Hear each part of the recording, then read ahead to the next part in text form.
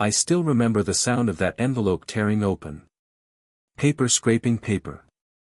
My fingers trembling a little from exhaustion. I'd worked overtime all month, skipped lunches, took extra shifts, and this was the result, $1,400. I stood in the doorway, smiling weakly. "Hey, babe, got paid today." Mia looked up from her phone, her expression unreadable. "That's your paycheck?" "Yeah," I said, waving it in the air like it meant something. "Not bad, right? Maybe we can go out this weekend." She cut me off. "That's it?" I froze. "What do you mean, it? I worked 60 hours this week." Her lips pressed into a thin line. "Ethan, rent's due next week. Groceries, bills, my student loan, how do you expect us to manage on that?" I laughed softly, trying to lighten the air. "Hey, it's just a rough patch. Things will get better. They always do." She didn't smile. "You've been saying that for 3 years." Something sharp twisted in my chest. "I'm trying, Mia." "I know you are," she said, her voice softening for a second. Then it hardened again. "But trying doesn't pay for anything." I set the envelope on the table and sat across from her. "You used to say we'd make it through anything as long as we had each other." "I meant it," she whispered. "Back when I thought things would change." I leaned forward. "They will change. I'm applying for a supervisor position next month. Just give me time." Her eyes flicked up to meet mine. "Time?" she repeated, her tone rising. "How much more time, Ethan? I'm 27. I don't want to live paycheck to paycheck forever." I stared at her, stunned. "So what are you saying?" She looked away, arms crossed. "I'm saying I'm tired. I'm tired of cheap dinners, tired of watching other people move ahead while we stay stuck. I didn't marry you to struggle my whole life." The words hit me like cold water. "You married me because you loved me," I said quietly. She stood up, walking toward the window. "Love doesn't pay the bills." I felt my voice shake. "So love only matters when money's easy?" She didn't answer. The silence between us stretched until it felt unbearable. I could hear the faint hum of traffic outside, the ticking of the kitchen clock, every second stabbing at me. Finally, I said, "You knew what kind of man I was when you married me." "I wasn't rich then." "I thought you'd become something," she said, turning around. "I believed in your dreams, Ethan. But dreams don't keep the lights on." I wanted to yell, to tell her how unfair that sounded, but all that came out was a whisper. "So what, Mia? You want to walk away because I'm not enough?" Her eyes glistened for a moment, and then she looked down. I can't do this anymore." My throat tightened. "You're serious?" "I don't know," she muttered, but her voice cracked. "Maybe I need space. Maybe we both do." I stood there, feeling like the floor had vanished beneath me. "You're throwing away everything we built." "We built nothing," she said sharply. "We're just surviving. And I'm done surviving." I couldn't speak. I just stared at her, at the woman I'd given everything to. I saw no anger in her eyes, only exhaustion. "You think I like this?" she whispered. "You think I want to hurt you?" "I don't know what to think anymore," I said, my voice hollow. "I worked myself to the bone for us." She shook her head. "You worked for your pride, not for us. You never asked for help, never let me make decisions. I stood beside you, waiting for something to change, and it never did." I swallowed hard. "So this is my fault?" "I didn't say that," she said quickly. "I just can't keep believing in something that's not happening." I leaned back, my chest tight. "What happened to the girl who said she didn't care about money?" "She grew up," she said coldly. For a moment, neither of us spoke. I looked down at my hands, calloused, dry, tired, and wondered when they stopped being enough. Maybe I'm just not the man you wanted, I said quietly. Her voice softened slightly. You're a good man, Ethan. You really are. But goodness doesn't fill a fridge. Something inside me snapped, not anger, just a kind of finality. I stood, picked up the paycheck, and folded it neatly. If this isn't enough, then maybe I'm not either. She looked up, startled. Don't twist my words.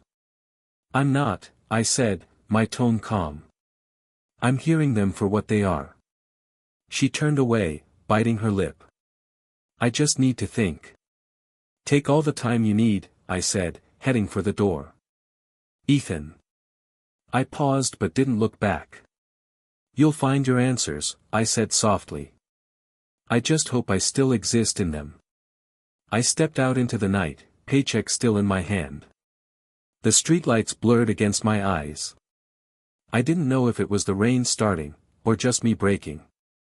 That night, I lay awake staring at the ceiling, her voice replaying in my head, I can't live poor anymore. And somewhere between midnight and dawn, I realized something had died between us, not love, but belief. I noticed the papers the moment I stepped into the apartment. They were sitting neatly on the dining table beside a cup of cold coffee, like a message left for the dead. I picked them up slowly. Divorce, I whispered. My name typed in neat black letters. Her signature already at the bottom. The door creaked behind me, and I turned to see Mia walking in, sunglasses hiding half her face. So, that's it? I asked quietly. She didn't look at me. You were supposed to see them yesterday. I didn't think you'd come home late. I was working overtime, I said. Trying to make more so you wouldn't feel like this. It's not about the money anymore, she said coldly. It's about what we've become. I clenched the papers in my hand. What we've become? You mean what I've failed to be? She sighed. Ethan, don't do this. I deserve an explanation. You already have one, she replied, finally meeting my eyes. We're not working. That's not an explanation, I said, my voice rising. That's an excuse. She stepped closer. Do you want the truth? I think I earned it, I said bitterly. Her voice dropped. There's someone else. The words hit harder than a punch. Someone else? I repeated. Since when? She hesitated. A few months. Who? I demanded.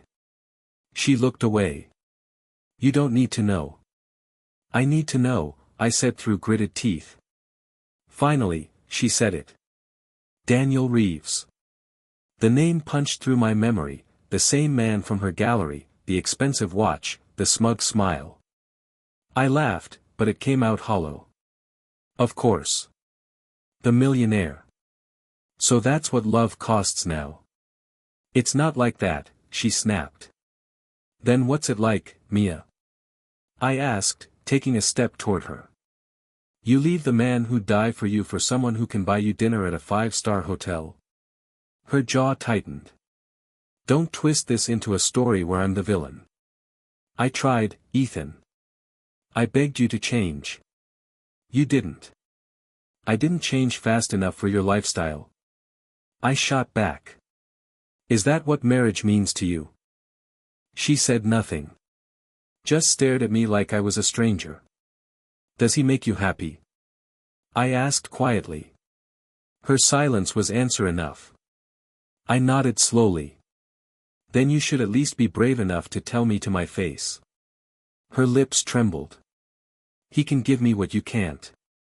There it was, the sentence that would replay in my head for years. I felt my chest tighten, breath catching like I was drowning. And what is that, Mia? Money? Status? Comfort? She looked down. Security. I stared at her in disbelief.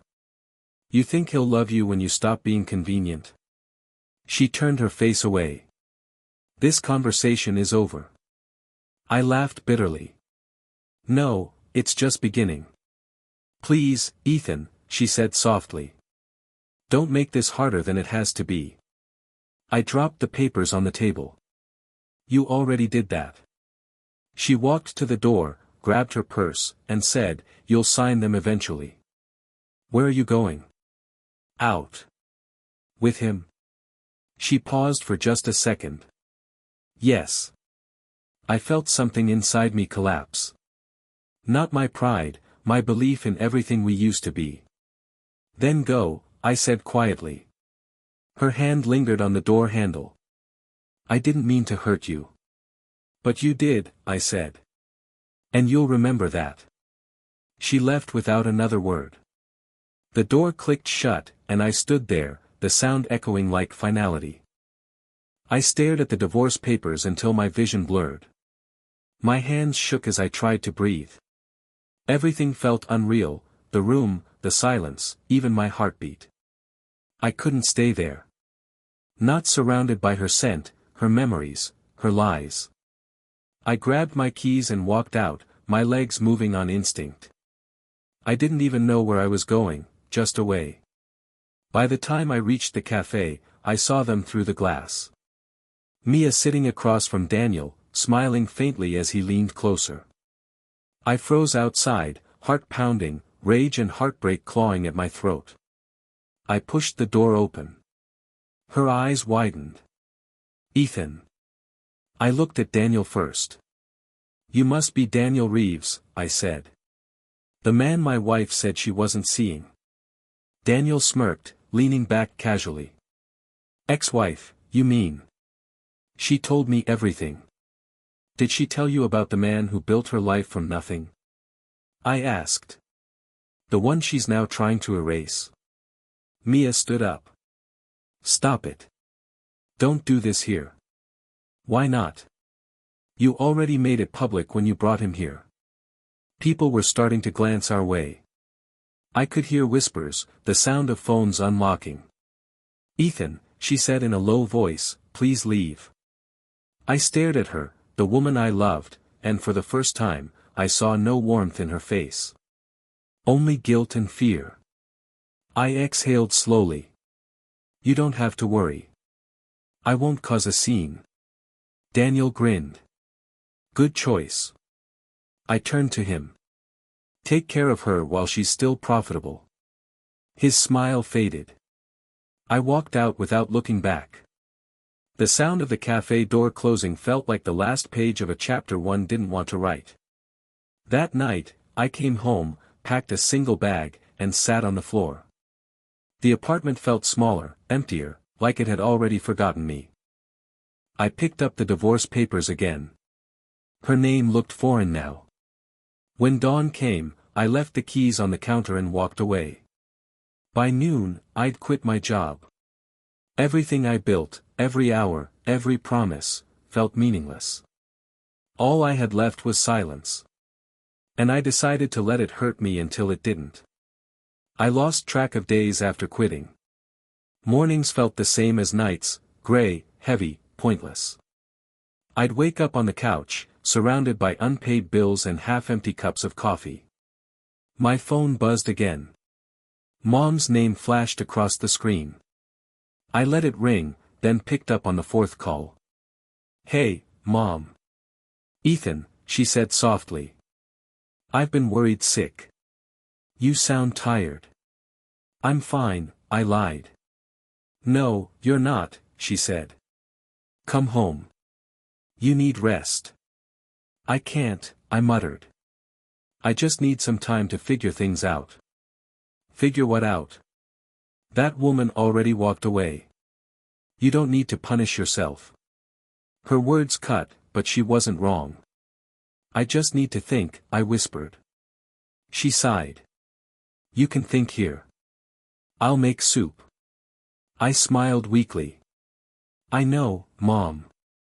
I just can't face you yet. Her voice softened. Pride doesn't feed the soul, Ethan. Come home before you lose yourself. I ended the call before I said something stupid. Hours passed. I sat staring at the ceiling until hunger made me move. I opened the fridge, empty, like my thoughts.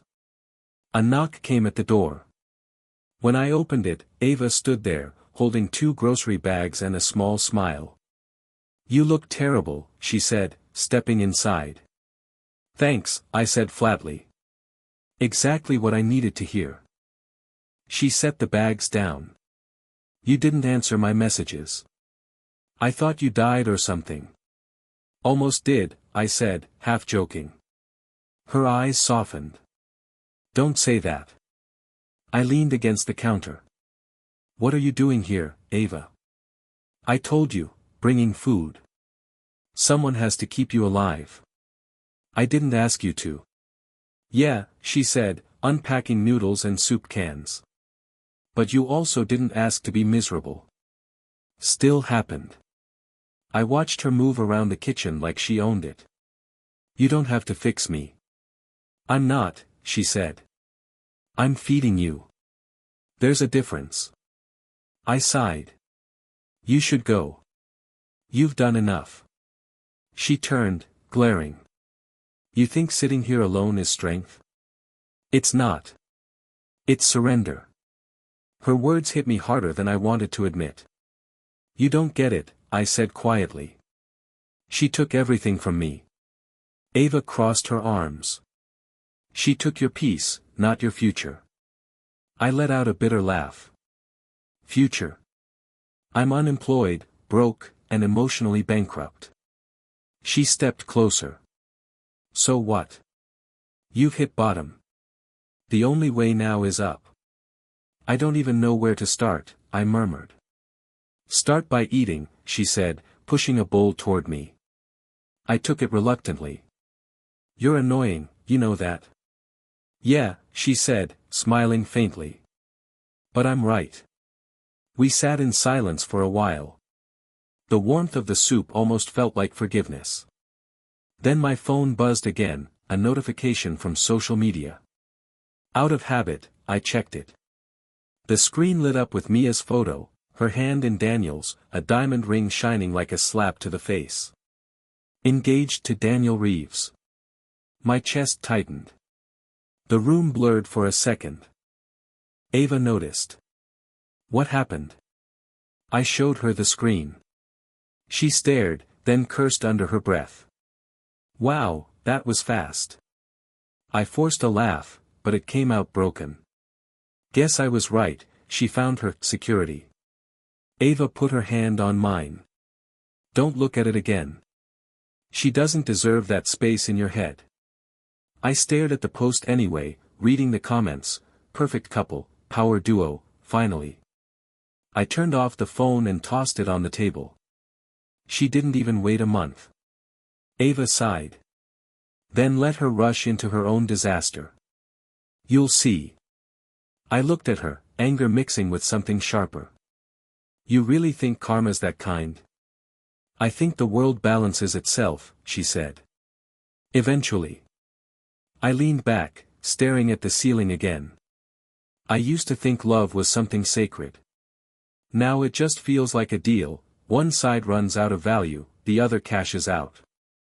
"Then change the rules," she said. I frowned. "What do you mean?" "Prove to yourself that this isn't the end. You don't have to win her back, just win you back." Her words echoed in my head. Win me back. I looked at the groceries, at Ava, at the mess that used to be my life. "I don't even know where to start," I said again, but this time, my voice was different, steadier. Ava smiled. "Start with one thing you can control. Maybe tomorrow." I nodded slowly. "Maybe tomorrow." She packed up her things. "And stop staring at her pictures. Delete them." "I'll try," I said quietly. "No," she said firmly, walking to the door. "You'll do it." When she left, the apartment felt silent again, but not empty. I sat there for a long time, the glow of my phone screen still burned into my vision. Then, almost without thinking, I opened her profile one last time, looked at her smile beside him, and whispered, "Congratulations." But somewhere deep inside, something shifted. Not hate. Not jealousy. Something else. A slow, rising heat, not from pain, but from determination. Maybe I'd fallen apart. But I wasn't staying broken. Mom's porch creaked under my feet as I stepped out, coffee in hand, breathing in the quiet air of her small town. I hadn't felt peace in months. She peeked through the screen door. "You're really staying this time?" I nodded. "Yeah. I need a clean start." "Good," she said softly. "The city drained you." "It did more than that," I muttered. Before she could reply, my phone buzzed, a name I hadn't seen in years, Liam Parker. "Ethan. You finally picked up," he said when I answered. "Liam." I smiled faintly. "It's been ages. What's up? You still good with editing software?" I laughed. "Define good." "I haven't touched anything serious in months." "Perfect," he said. "Because I'm drowning. I've been building this new media tool, a software that automates short-form video creation using AI. It could change everything, but I'm out of funds and running on fumes." I leaned against the railing. "Sounds risky." "Yeah, but it's real," he said quickly. "You always said storytelling was evolving. I'm giving creators the tools to do it faster, cleaner. I just need someone who believes enough to help finish it." "Why me?" I asked. "Because you're the only one crazy enough to work for ramen and caffeine." I chuckled. "You're not wrong." He paused. "Look, I know you've been through hell. But maybe this could be the thing that brings you back." His words sank deeper than I wanted to admit. "Send me the details," I said finally. "Let me see what you've got." That night, I stared at the pitch deck on my laptop, rough sketches, flowcharts, half-written code. It wasn't perfect, but it was real. And it needed someone who wouldn't quit. Mom walked in quietly. "You're smiling. That's new." "I might have found something," I said. "Something worth the risk." She frowned. "Risk? What kind?" "My last savings kind." Her eyes widened. "Ethan, you can't gamble what little you have left." "It's not gambling," I said. "It's building." She sighed, crossing her arms. "You sound like your father." "I'll take that as a compliment." She shook her head. "Just promise me you'll eat." "I'll try," I said, grinning. 2 weeks later, I was in Liam's cramped apartment, surrounded by tangled wires, empty coffee cups, and half-working computers. He handed me a laptop. "Welcome to the madhouse." I sat down.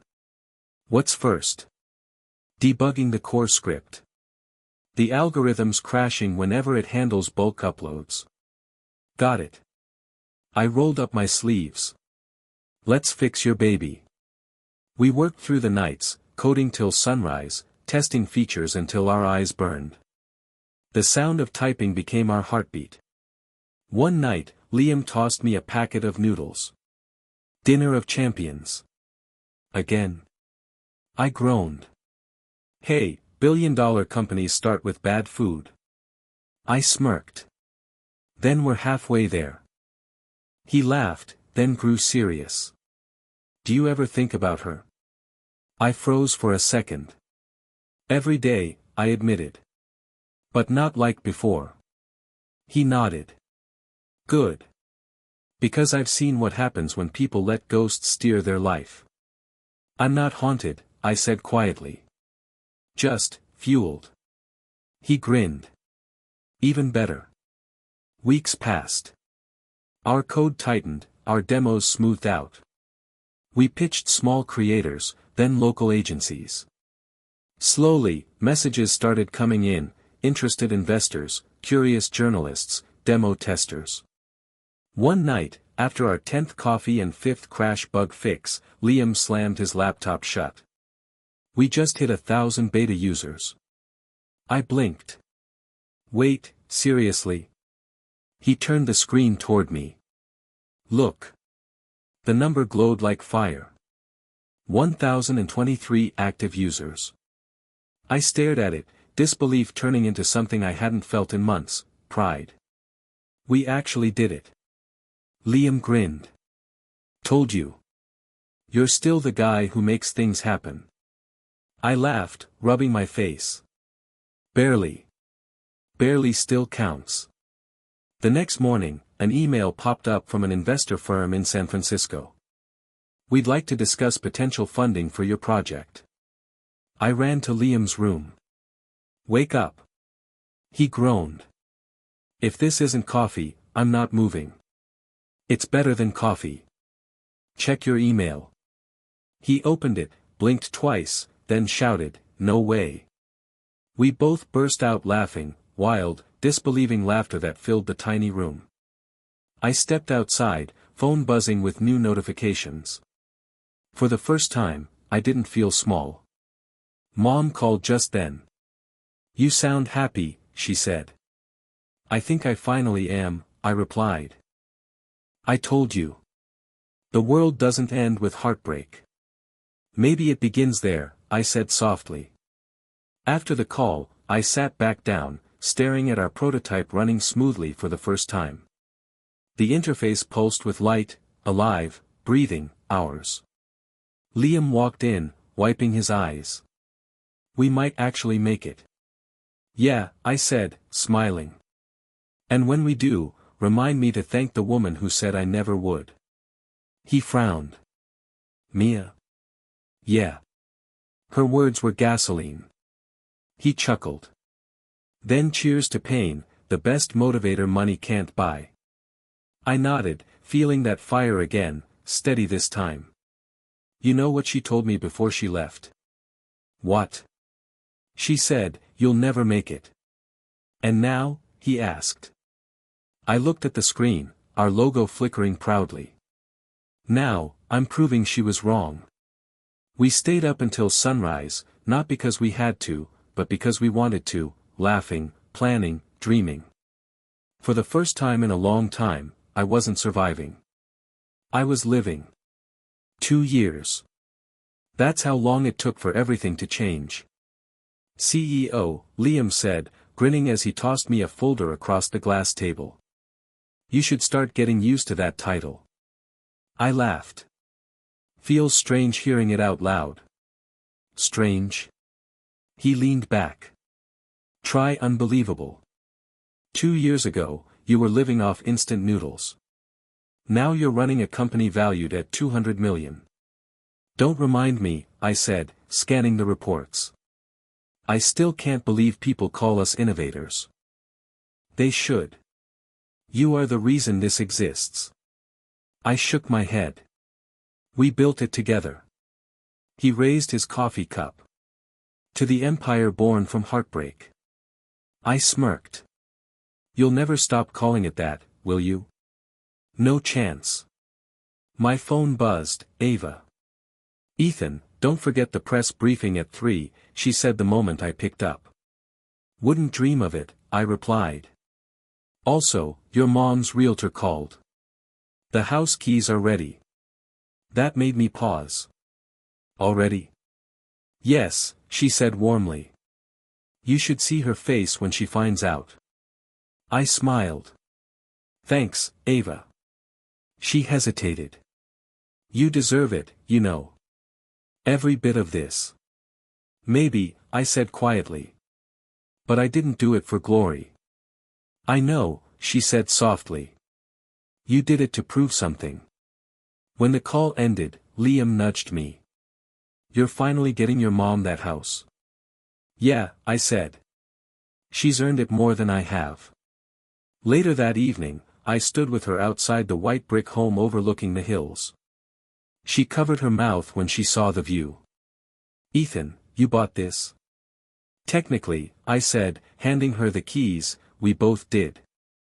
You kept me alive when I didn't want to be. Tears filled her eyes. You always had something special in you. You just forgot for a while. Yeah, I said softly. But I remember now. She hugged me, whispering, I'm proud of you. For the first time, those words didn't sting, they soothed. A week later, Ava called again. We've been invited to Prime Talk tonight. Big TV appearance. You, me, Liam, the whole success story. TV. I repeated. Not really my thing. You can't skip it, she said. This is global exposure. Everyone will be watching. Fine, I sighed. Set it up. The morning of the event, Liam barged into my office. Hey, have you seen the sponsor list? No, why? He froze, expression unreadable. You might want to. I turned my screen to check. The sponsor header hit me like a punch, Reeves Media Group. My chest tightened. You're kidding me. Nope. Daniel Reeves, I said slowly. The same Daniel who? Liam nodded. The one who used to date your ex-wife. He owns half the media market now. A bitter laugh escaped me. Of course he does.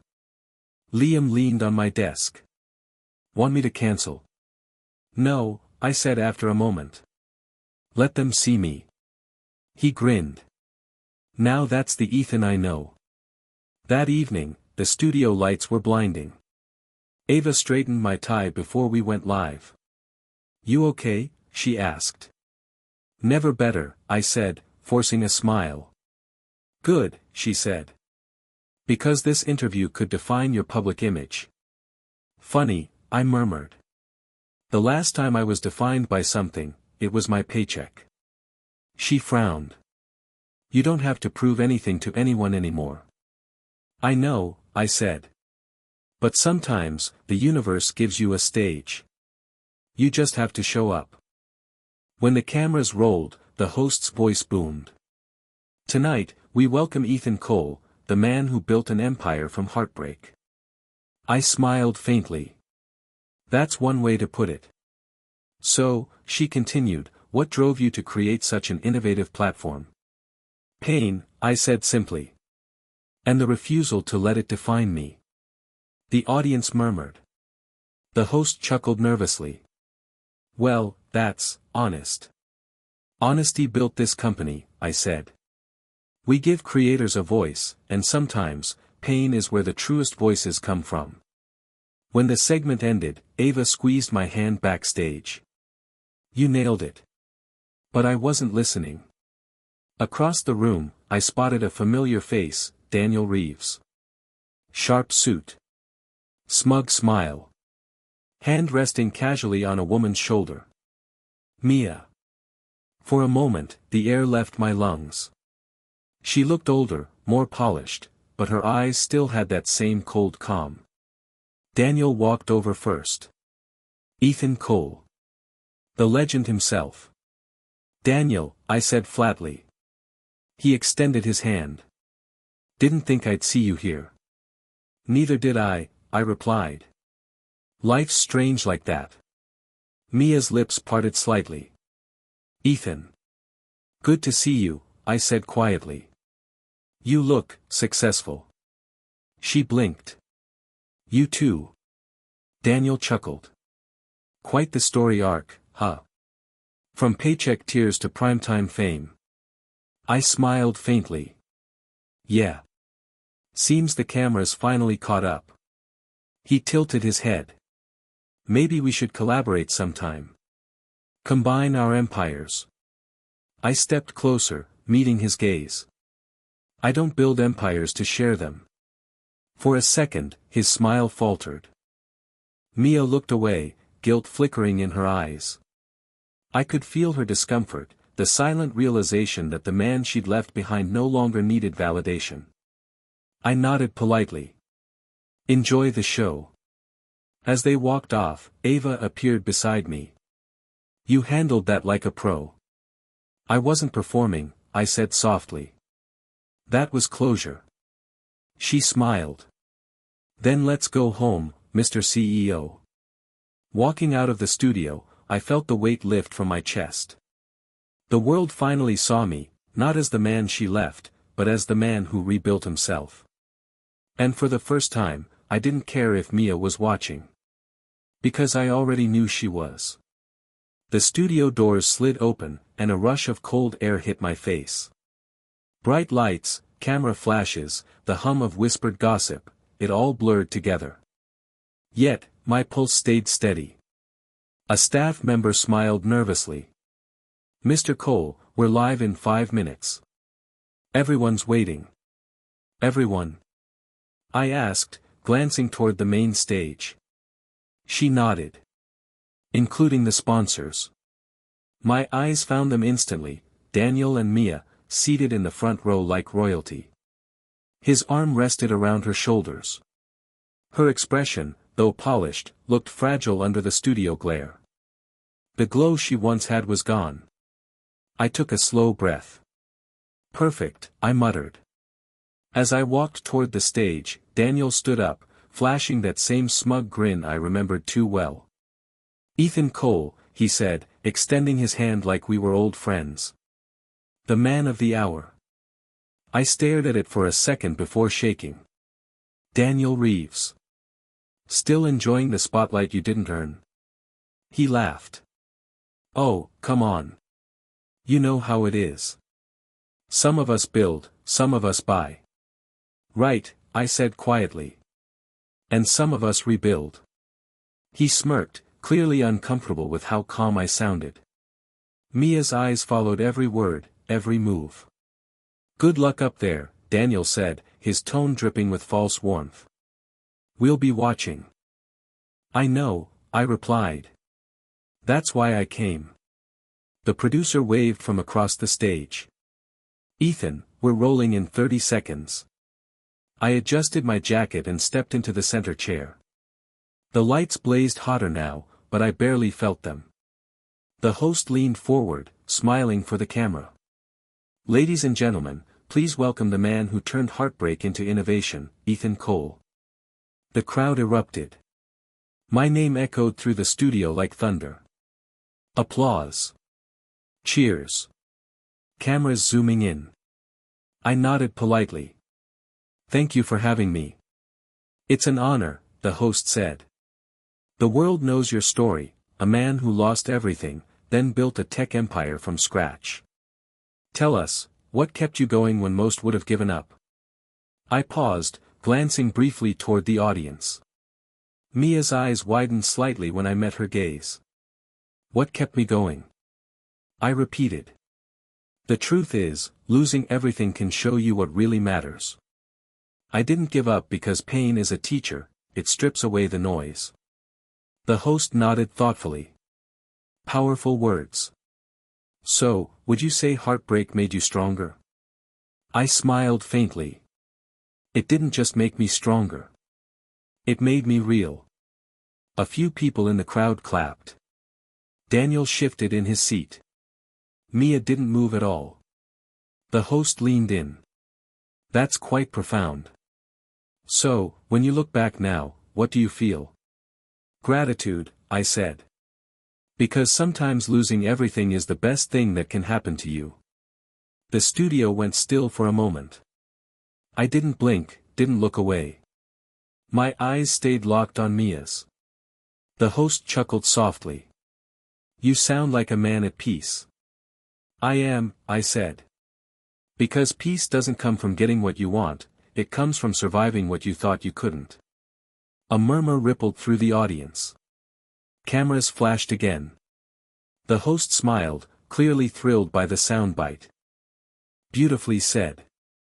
One more question, what message would you give to people watching who feel like their life has fallen apart?" I leaned closer to the microphone. "You can lose money, love, pride, all of it. But if you keep your dignity, you've lost nothing that truly matters." The audience broke into applause again. Daniel's smirk had vanished. As the cameras cut for a break, the host whispered, "That was perfect, Ethan. You're trending already." I nodded absently, my eyes still fixed on Mia. She stood as the crowd buzzed. "Ethan," she said softly, stepping closer. Can we talk? Daniel frowned. Mia. It's fine, she said, brushing off his hand. Her voice trembled just slightly. Please. Just a minute. I hesitated, then followed her backstage. Away from the lights, her tone changed. You've changed, she said quietly. I had to, I replied. I didn't have the luxury of comfort. Her eyes flickered. You make it sound like I abandoned you for comfort. I raised an eyebrow. Didn't you? She opened her mouth, then shut it again. Daniel, he offered stability. Money, I corrected. He offered money. She looked down. I thought that would make me happy. And did it? I asked. Tears welled in her eyes. No. I exhaled slowly. You didn't just break my heart, Mia. You made me question my worth. But, maybe I should thank you. She frowned. Thank me? Yeah, I said. Because the man you left behind couldn't have done any of this. Her voice cracked. You're still angry. No, I said softly. I'm free. She stared at me for a long moment, her mascara beginning to smudge. Do you ever think about us? Sometimes, I admitted. But not with pain. Just, lessons. She took a shaky breath. Ethan, if I stopped her gently. Don't. Whatever you're about to say, it's too late. A single tear rolled down her cheek. I'm sorry. I know, I said. And that's enough. I turned toward the stage, but before walking away, I added, next time you see me on TV, don't look for the man you left. He doesn't exist anymore. Her sob echoed softly behind me as I stepped back into the light. The cameras turned toward me again. The host waved. Ready for part 2? I smiled. Always. As the countdown began, I could still feel Mia's eyes on me, heavy, regretful, and filled with a silence I no longer needed to break. This time, I didn't feel like I was walking into my past. I was walking out of it. When the headline popped up on my screen, I didn't react at first. Daniel Reeves' company under federal investigation for fraud. I stared at the words until my coffee went cold. Karma had a strange sense of timing. Ava walked into my office, holding her phone. You've seen it? Yeah, I said quietly. She exhaled, half in disbelief. It's everywhere. His investors are suing him. The board resigned this morning. I leaned back in my chair, fingers tapping the desk. I thought he was untouchable. No one's untouchable, she said. Not when their empire's built on lies. I didn't reply. The silence between us was heavy, filled with the ghosts of what used to be. After a moment, she asked, You're not happy about it? Happy? I let out a dry laugh. No. Just, done. That's the only word I can think of. Ava studied me carefully. You know Mia's name is trending too. I figured, I said. She was always part of his show. She's still his wife. For now. Ava hesitated, then placed her phone on my desk. You should read this. The article showed pictures, Daniel entering a courthouse, his face pale, Mia beside him, eyes hidden behind sunglasses. The caption read, Power couple faces collapse as fraud evidence mounts. I closed the tab. Let them face it together. They earned it. She nodded slowly. Sarah was the whistleblower. That caught my attention. His assistant? Yeah. She leaked everything. Bank statements, shell accounts, fake contracts, the works. I leaned forward, surprised. She always seemed so loyal. Loyalty fades when people realize who they're working for, Ava said. Maybe she grew a conscience. Or maybe she was just tired of being lied to, I murmured. The next few weeks played out like a movie. Every day, new revelations surfaced: false invoices, hidden debts, manipulated stock prices.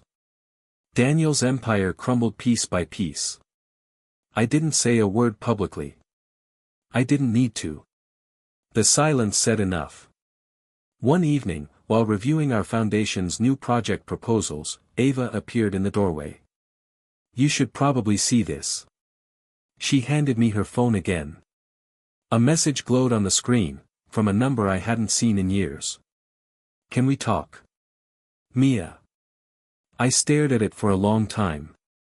My thumb hovered over the keyboard, but I didn't type anything. Ava watched me quietly. "Are you going to reply?" I shook my head. "No. She's probably desperate," Ava said softly.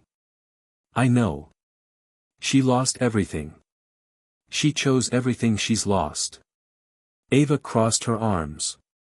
"You really think she deserves this?" "Deserve has nothing to do with it," I said. "It's just balance.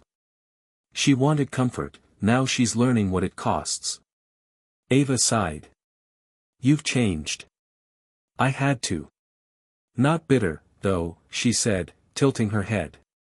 "Just colder." "Peace looks cold to people who are still burning," I replied.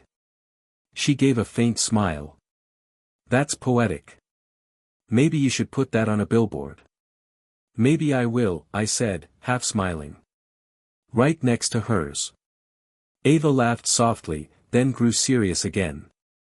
"You know, she might actually come here. To talk." "I doubt it." But I was wrong. 2 days later, my secretary buzzed through. "Sir, there's someone here asking for you. Says her name is." "I know," I interrupted. "Tell her I'm busy." There was a pause. "She said she'll wait." I sighed, staring at the glass walls of my office. Outside, the skyline shimmered, the city I'd built my second life in. Ava appeared minutes later, arms crossed. "You're not even going to face her. What's the point?" "Closure." "I already have it." She studied me. "So what now? You just ignore her forever?" "Not forever," I said quietly. "Just long enough for her to understand silence can scream louder than words." Ava didn't argue. She just nodded slowly and left. That night, I drove to the foundation site, the one Mia once laughed about when I told her I wanted to build it. The banner outside read, "Hope Studios, empowering young creators." Workers were still setting up the front gate. I handed the foreman a signed check. "Make sure it's done by next month." He nodded. "Of course, sir." As I walked through the construction dust, I felt something loosen inside me. For years, I'd chased validation, from love, from success, from revenge. Now, none of it mattered. Ava called while I was driving back. "You really donated that much?" "Yeah." She'd be shocked if she knew. "That's the point," I said. "She doesn't need to." "She asked about you again," Ava said carefully. "Said she just wants to apologize." "Apologies don't rebuild what you burned," I murmured. "So, no forgiveness?" I was quiet for a while, watching the traffic lights flicker against my windshield. Then I said, "Forgiveness isn't forgetting, Ava. It's moving on." She didn't say anything for a moment. "And have you moved on?" I smiled faintly. "Completely." The call ended. When I got home, I opened my window, letting the night breeze drift in. Somewhere out there, Mia was probably sitting in the ruins of her choices, wondering where it all went wrong. I wasn't angry anymore. Just free. Karma had done what I never could, spoken for me. And that, I realized, was enough.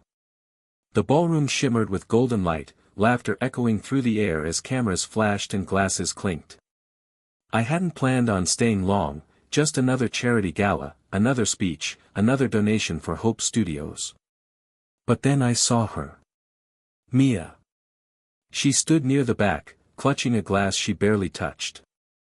Her dress hung loose, her eyes hollow, her hands trembling slightly as she spotted me across the room. For a moment, the noise faded. It was just us, ghosts of what used to be. I approached calmly, not out of desire, but closure. "Hi," she whispered when I stopped beside her. "It's been a while." 2 years, I replied evenly. She swallowed hard. "You look different." "So do you." "I heard about your company," she said, voice shaking. "You're everywhere now." I nodded once. "Things worked out." Her eyes glistened. "I didn't know losing you would hurt this much." The words hit the air like glass shattering. For a second, I almost felt sorry for her. Almost. I gave a faint smile. "Pain teaches better than love ever could." She blinked fast. "Do you hate me?" I looked into her tired eyes, the same eyes that once looked at me with love, then contempt, and now regret. "No," I said softly. "I just stopped needing you." She bit her lip, whispering, "I thought I wanted comfort. But I traded peace for chaos." "Yeah," I said. "You did." She looked away, her voice cracking. "Daniel's gone. Took everything. I don't even have a place of my own anymore." "I'm sorry," I said, though I wasn't. "I really am." "You're not," she murmured, her tone half accusing, half broken. "You're right," I said quietly. "I'm not. But I don't wish you pain either." Her hand trembled as she reached out slightly, stopping midway. "I wish I could undo it." I smiled politely. "We all do." Her voice shrank to a whisper. "You really moved on, didn't you?" "I had to." She exhaled shakily. "You look happy." "I am." A silence hung between us. Around us, laughter returned, distant, indifferent. Finally, she said, "You deserve it." "I know," I replied simply. Then I turned and walked away. No anger. No satisfaction. Just calm. As I left her behind, I realized I didn't need revenge, she was already living it. Every regret in her eyes said what words never could. That night, back in my hotel suite, Ava knocked on my door, holding her phone. "You're trending again," she said, smiling. "Why this time?" "Your interview," she said. "It's everywhere. Every channel. Every site." I laughed softly. "What headline did they go with?" She read it aloud, "From broken to billionaire, the man who turned pain into power." I chuckled. "Catchy. Viewers love it," she said. "Especially the part where you said, sometimes losing someone is how you find yourself." I leaned back on the couch. That was the truth. Ava hesitated. "She was there tonight, wasn't she?" "Yeah." "She talked to you?" "She tried." "And?" "I let her talk," I said. Then I walked away. Ava studied me quietly. "You're really done." I was done the day I stopped needing to prove her wrong. She smiled. "You already did, though. Look at you." I looked out at the city lights. "No," I said. "That's not proving her wrong. That's proving myself right." Ava nodded slowly, as if understanding something deeper. "You know she'll see that interview tonight." "I know," I said with a faint smile. "And that's enough." Hours later, as the city quieted and the screens kept flashing my name, I pictured her, sitting alone somewhere, the glow of the TV reflecting in her tired eyes. Every channel playing my voice. Every headline repeating my story. The same paycheck she once mocked now worth millions. The same man she dismissed now inspiring thousands.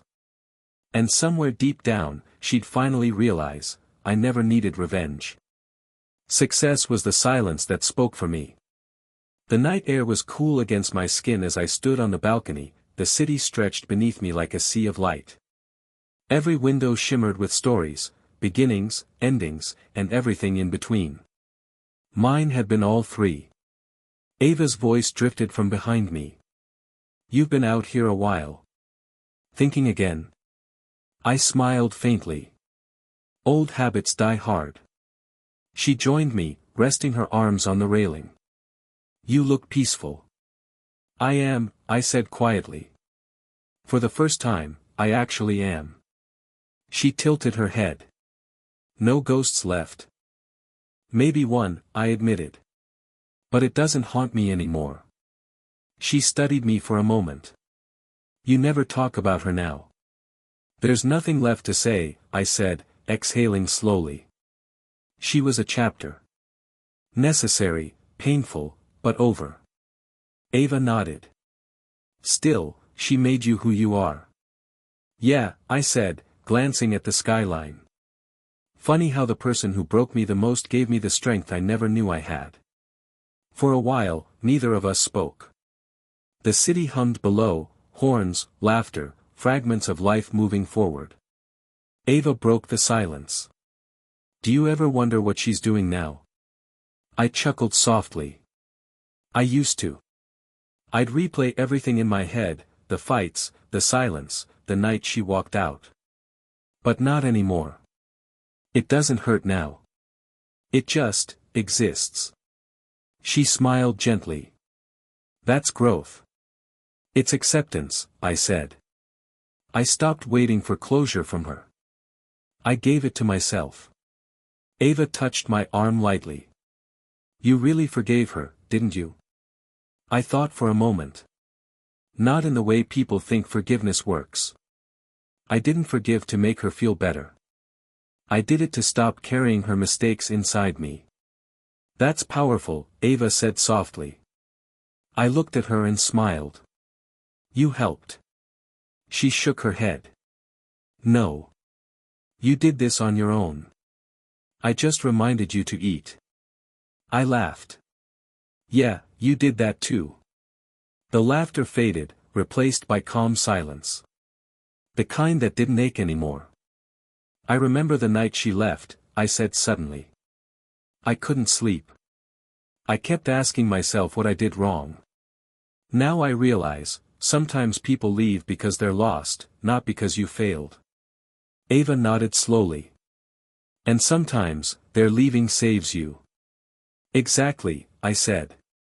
Back then, I thought her walking away was the worst thing that ever happened to me. Now, I see it was the best. I turned my eyes back to the city. The lights flickered like memories, bright, distant, untouchable. "You know what's strange?" I said. "I don't wish she'd stayed. I just wish I'd known sooner that I'd be okay." "You are more than okay," Ava said with a smile. "You're free." "Yeah," I whispered. "Free." The wind picked up, brushing past me. It carried the faint sound of music from somewhere below, a song I didn't recognize, but it fit the moment perfectly. I closed my eyes and whispered into the night, "Thank you." Ava glanced at me. "For what?"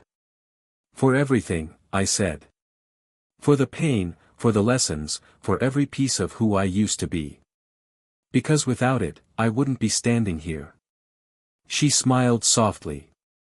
"That's one way to end a story." I shook my head. "No," I said. "That's how you start a new one." She laughed quietly.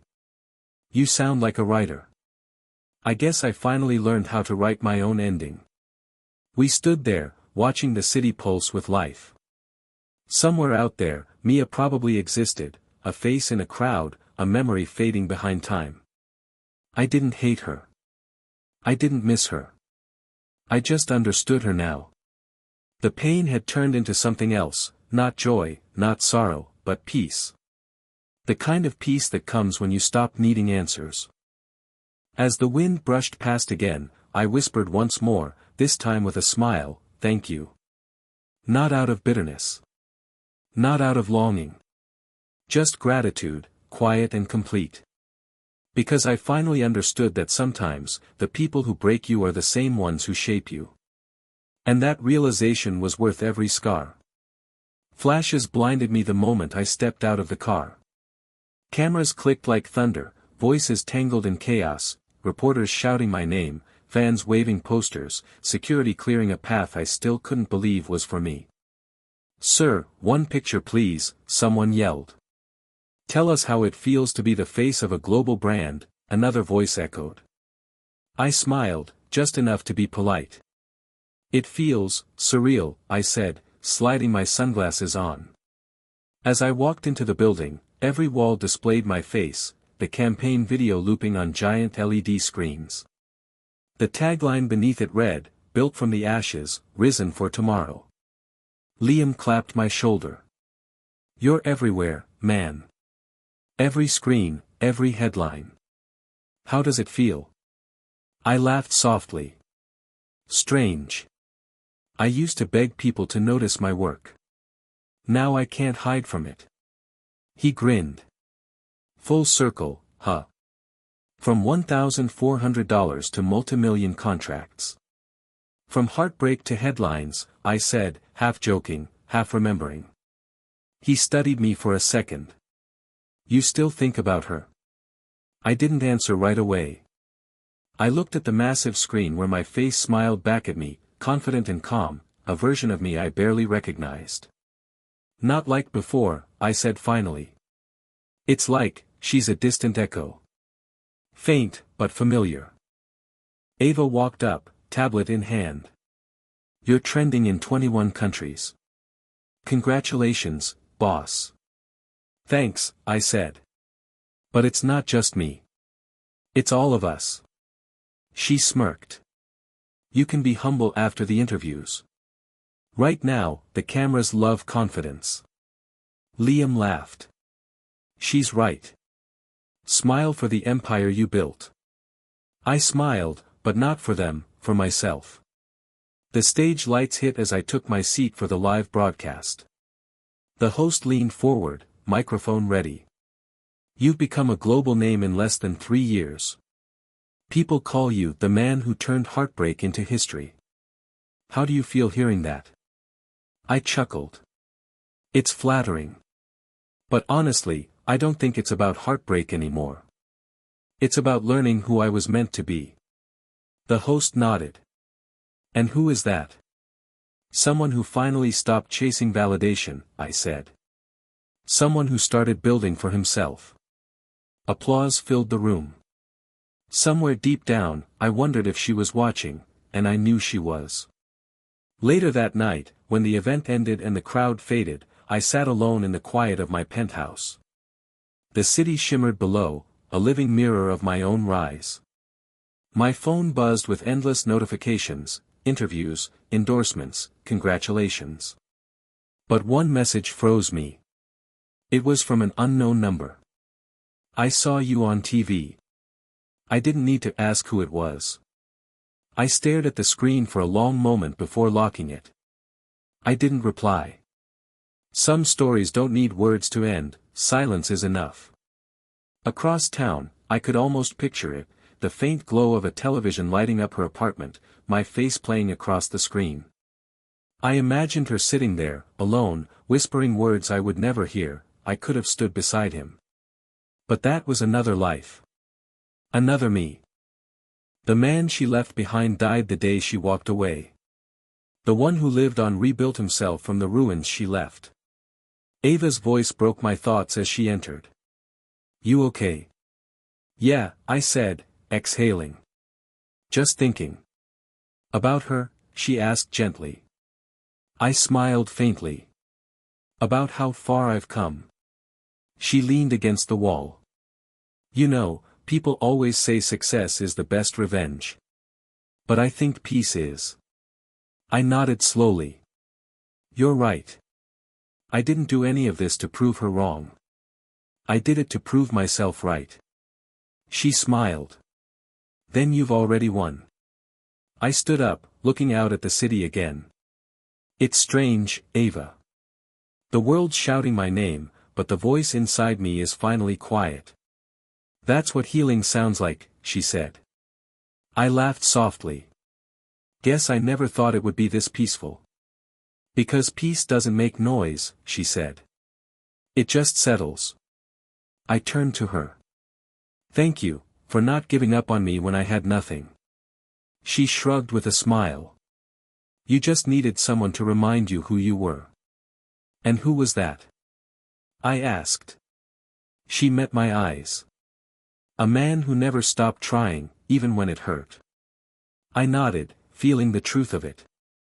Outside, a billboard flashed my name again, a younger me staring into the camera, eyes fierce, the caption bold beneath it, the man who never gave up. I whispered under my breath, yeah, that's me now. For the first time in years, I felt no anger, no regret, only gratitude. Every heartbreak, every sleepless night, every moment of doubt had led here. Not to fame. Not to wealth. But to peace. I looked at my reflection in the glass, the same eyes, but no longer haunted. I finally became someone I'm proud of, I murmured. Ava smiled softly. You already were. You just didn't see it. Maybe she was right. Maybe I was never broken, just unfinished. I watched the lights flicker one last time and whispered, thank you, for leaving. I needed to learn how to stand on my own. And somewhere, miles away, as she watched me on every screen, I knew she understood, too late, but still. Because I wasn't the man with the broken paycheck anymore. I was the man the world was watching, and for once, I didn't need anyone to see my worth but me.